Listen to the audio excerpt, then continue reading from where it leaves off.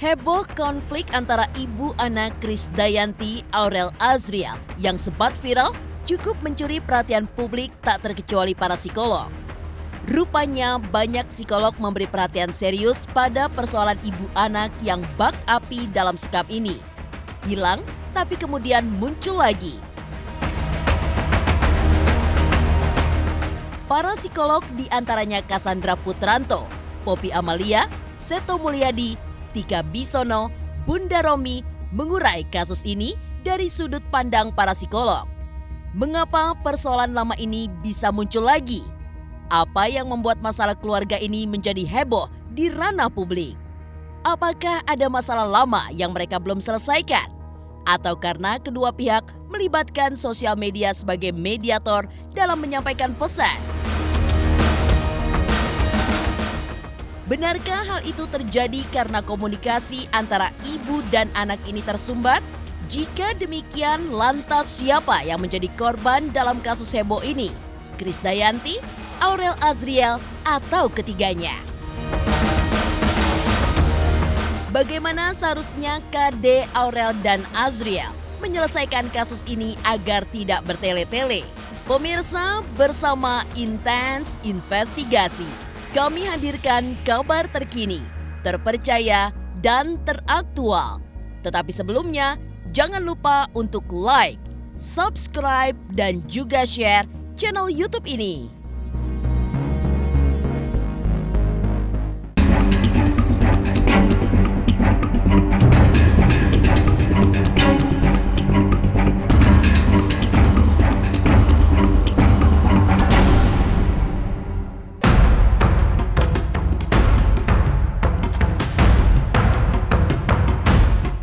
Konflik panas antara ibu dan anak Krisdayanti Aurel Azriel pasca perceraian KD dengan Anang seakan tak berujung. Bak api dalam sekam, masalah di antara mereka timbul dan tenggelam, lalu tiba-tiba timbul lagi. Itulah yang terjadi kini. Masalahnya menjadi berlarut-larut hingga menjadi perhatian publik. Bahkan sejumlah psikolog seperti Cassandra Putranto, Poppy Amalia, Seto Mulyadi, Tika Bisono, Bunda Romi yang notabene mempelajari ilmu psikologi alias kejiwaan manusia ikut memberikan perhatian khusus pada kasus yang sempat viral di media sosial ini pasca Aurel dan Azriel membuat status curhat soal kekecewaan mereka terhadap KD sang bunda. Menurut kelima psikolog tadi, persoalan ibu dan anak ini kembali muncul karena ada persoalan lama yang belum diselesaikan dengan baik. Berdasarkan pengalaman dan ilmu-ilmu psikologi yang ada, semua perceraian pasti memberikan dampak.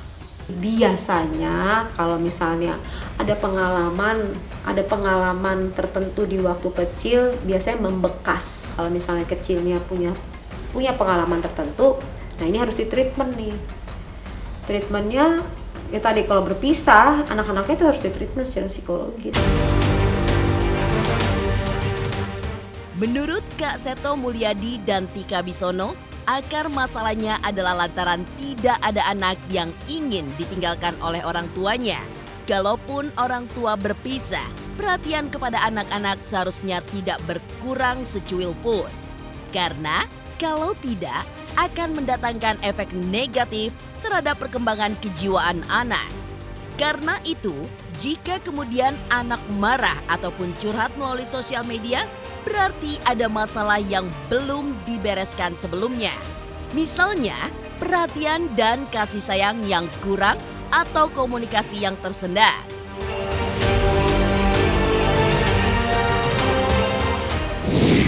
Manakala kehidupan anak di dalam sebuah keluarga yang penuh dengan gejolak tadi, ya memang tadi perasaan-perasaan sedih, kecewa, marah, dan sebagainya akan terus berkembang dan akan berdampak pada perkembangan jiwa anak-anak itu sendiri. Jadi kalau dalam perstrukturan yang sekarang ini itu terhadap subjek yang namanya bonding, ini pasti ada masalah sebelumnya nih gitu ya kan. Jadi kita juga mesti lihat secara lebih bijak bahwa pasti ada penyebabnya. Menurut para psikolog ini, ekses secara psikologis jika suatu masalah berlarut-larut dialami oleh anak-anak adalah munculnya trauma secara psikologis. Trauma ini jika tidak disembuhkan dengan baik, maka akan timbul masalah baru di kemudian hari yang dialami oleh si anak. Di antaranya, mereka memiliki pandangan yang keliru soal kehidupan perkawinan dan sebagainya. Nah, masalahnya dalam kasus-kasus kayak gini ujung pangkal tuh seringkali dicuekin sama orang tua gitu loh. Maaf ya nyalain orang tua, karena dalam kasus anak saya selalu nyalain orang tua. Maaf ya, saya selalu berpihak pada anak, dan anak bahagia yang saya jempolin orang tua. Tapi anak gak bahagia yang saya kutuk juga orang tua. Semua selalu dimulai dari orang tua yang gak bisa memberikan kebutuhan anak. Ya akhirnya ada beberapa yang kemudian menganggap bahwa kehidupan perkawinan adalah selalu akan berakhir dengan tragis. Pandangan-pandangan keliru tadi ya, bahwa lebih baik tidak menikah. Ada beberapa kasus yang demikian. Konflik heboh antara ibu dan anak Krisdayanti dan Aurel Azriel benarkah menurut para psikolog menjadi lebih rumit lantaran diumbar ke sosial media? Pemirsa Intens Investigasi, jangan lupa untuk like, subscribe, dan juga share channel YouTube ini.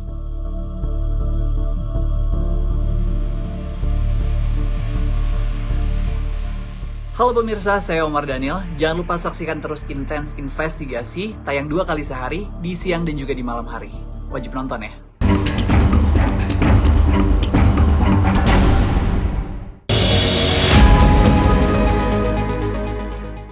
Hebohnya persoalan antara ibu dan anak Krisdayanti dan Aurel Azriel belakangan ini tak bisa ditampik telah melibatkan banyak pihak. Di antaranya netizen dan juga haters ikut memancing di air keruh. Dari sudut pandang para psikolog, masalahnya bukan pada netizen atau haters. Tapi, sebagaimana diungkapkan psikolog Tika Bisono, ada masalah yang dipendam cukup lama dan lukanya kini cukup menganga dan dalam, bahkan kini berubah menjadi kronis. Ada yang masih ganjel dan belum lancar, dan yang ganjal ini disimpan sampai akhirnya meledak dengan sendirinya seperti sekarang, seolah-olah ini hasil simpanannya diumbar gitu. Saya khawatir malah kasus ini sebenarnya sudah terlalu laten ya, artinya tersimpan ya, jadi bukan hanya tiba-tiba ada gitu loh, tapi sudah tersimpan lama dan sudah kronis ya, artinya udah menahun gitu. Anak-anak harus diuntungin dulu, mereka nggak boleh sedikit pun ngerasa terluka, karena dari perceraian aja lukanya udah menganga lebar. Di sisi lain, para psikolog ini juga melihat alasan di balik kasus ini menjadi begitu booming. Menurut psikolog Bunda Romi, ketika persoalan kedua belah pihak yang berseteru diumbar ke sosial media, maka dijamin persoalan tersebut bukannya mengecil, malah makin rumit dan membesar. Dan itulah yang terjadi pada mulanya. Aurel mencurahkan isi hatinya melalui sosial media, lalu ditimpali Azriel. Kemudian KD ibunda mereka membalas di sosial media pula.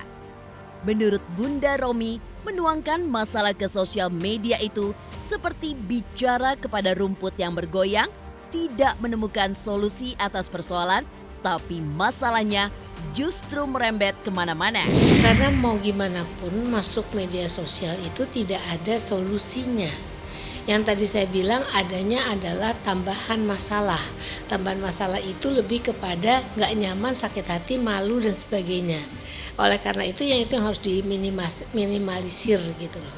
Ngomong ke media sosial itu ibaratnya kayak ngomong sama rumput yang bergoyang, tetapi yang kena imbas belum tentu orang itu langsung, tetapi mungkin kemana-mana. Itu jauh lebih kemudian memberikan dampak negatif. Itu namanya submisif. Dan kemudian tetap menjalankan tugasnya sebagai ayah maupun ibu walaupun di tempat berbeda. Tetap ada komunikasi. Kalau misalnya anak ulang tahun juga mohon ya tetap diberikan ucapan selamat, atau mungkin ada suatu kenang-kenangan lah pada saat hari bersejarah, hari ulang tahun tadi, atau hari kenaikan kelas, atau apapun juga, anak merasa tidak ditinggalkan dan tetap mendapatkan perhatian dan kasih sayang. Sebuah komunikasi memang butuh media, dan pilihan media yang diambil juga ada baik dan buruknya. Tetapi kenapa persoalan ibu dan anak bisa sampai ke ranah sosial media juga perlu dipertanyakan alasannya. Menurut jawaban para psikolog Poppy Amalia dan Kak Seto Mulyadi, terjadinya miskomunikasi adalah penyebab utamanya. Karena itu, Kak Seto mengusulkan agar dibangun komunikasi yang efektif antara Krisdayanti, Aurel, dan Azriel. Komunikasi efektif yang dimaksud Kak Seto adalah komunikasi dua arah. Aurel dan Azriel mendengar keluhan dan isi hati Kade sang bunda, demikian juga sebaliknya. Menurut Kak Seto, komunikasi yang efektif hanya terjadi kalau kedua pihak memiliki chemistry sebagai sahabat. Artinya, tidak ada pemaksaan dari satu pihak. Jadi sebenarnya ini adalah miskomunikasi aja yang bisa diperbaiki. Sangat disayangkan kalau akhirnya lagi-lagi kejadian yang pernah terjadi nih, keulangan dulu kan pernah juga kayak begitu kan, akhirnya terblow up di media. Jadi ini yang mohon betul-betul dijaga oleh para orang tua, bahwa di dalam membina kerukunan keluarga tetap komunikasi yang efektif, yang sangat intens betul-betul dilakukan dengan dua arah, ya. Juga mendengar suara anak, bukan sekedar hanya memberikan nasihat atau perintah, instruksi dan sebagainya, tapi juga menjadi semacam sahabat bagi putra-putrinya. Jadi ada kesempatan untuk saling curhat, mendengarkan curhat dari putra-putrinya, apalagi yang sudah remaja. Tak bisa ditampik bahwa dengan melibatkan sosial media membuat persoalan ibu anak Kade dengan Aurel dan Azriel saat ini telah menjadi konsumsi publik. Lantas, siapa yang menjadi korban dari kasus ini? Benarkah Aurel Azriel atau Kade? Atau justru ketiganya lah yang menjadi korban? Pemirsa Intens Investigasi, jangan lupa untuk like, subscribe, dan juga share channel YouTube ini. Halo pemirsa, saya Tar Budiman. Jangan lupa untuk saksikan Intens Investigasi karena sudah tayang 2 kali dalam sehari. Ada yang siang dan juga ada yang malam. Jangan lupa ditonton ya.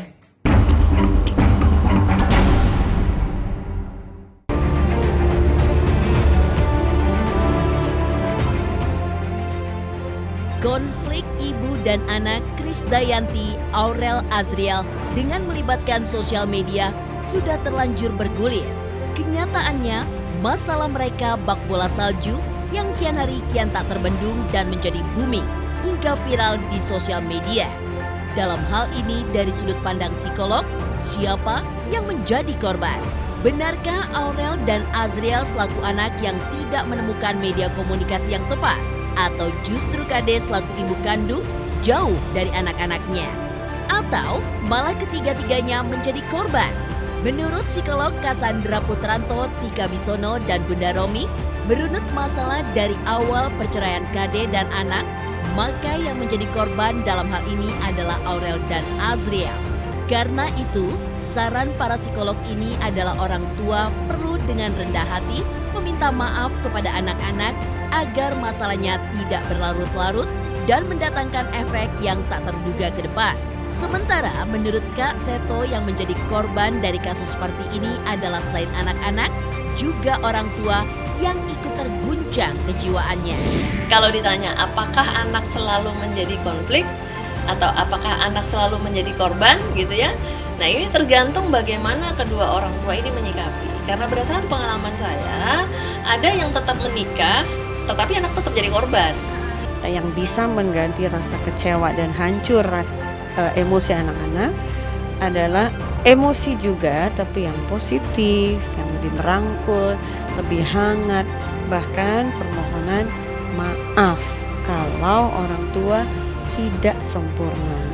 Justru bapak ibu itu malah tambah tinggi posisinya di mata anak gitu.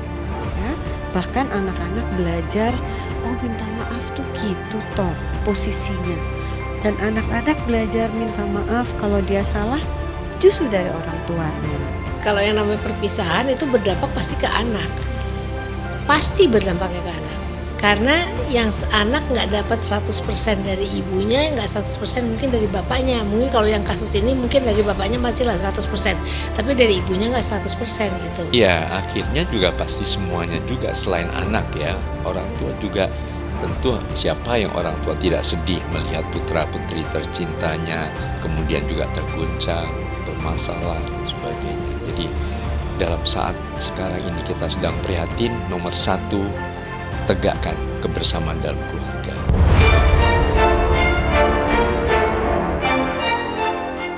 Terkait siapa korban, jauh lebih detail lagi diungkap oleh psikolog Poppy Amalia dan Bunda Romi, bahwa sikap anak-anak melampiaskan curahan isi hati mereka melalui media sosial merupakan bentuk ekspresi pelampiasan suasana hati mereka yang gundah dan sudah tidak terbendung lagi.